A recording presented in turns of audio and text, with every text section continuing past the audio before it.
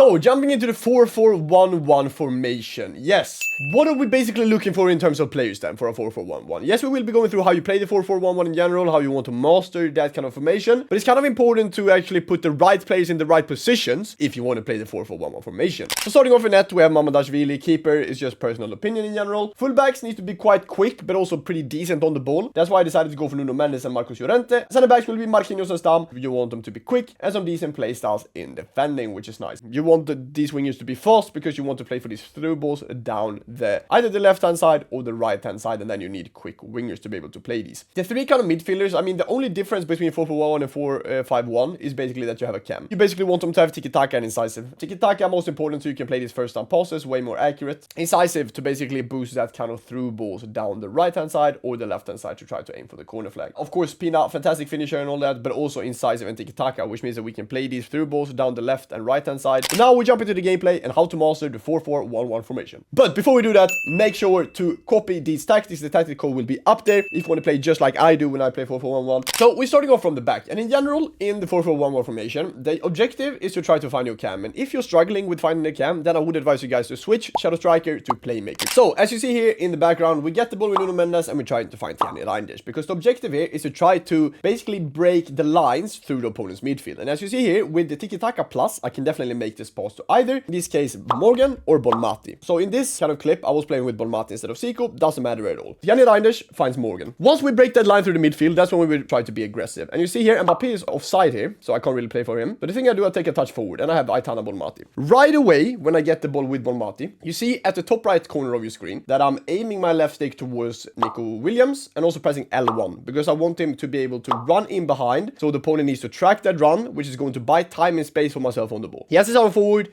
He is being triggered in behind. I feel like, okay, I can't really play that through ball in behind because he's actually facing Theo, which is super quick as well. So the thing that I'm trying to do when I feel like he's the youngest putting pressure on myself, I'm going to bounce it back to be able to basically have my team pushing up a bit more, but also having way more time on the ball. You see, he's not really close to me. I have a lot of time on the ball here. I have De Jong, who has a lot of good play styles and good passing, so I can take the ball progressively forward. Once again then, if there is a kind of a hole between his midfielders, I want to take that pass and break the line through the midfield again, which I do. I find Bonmati.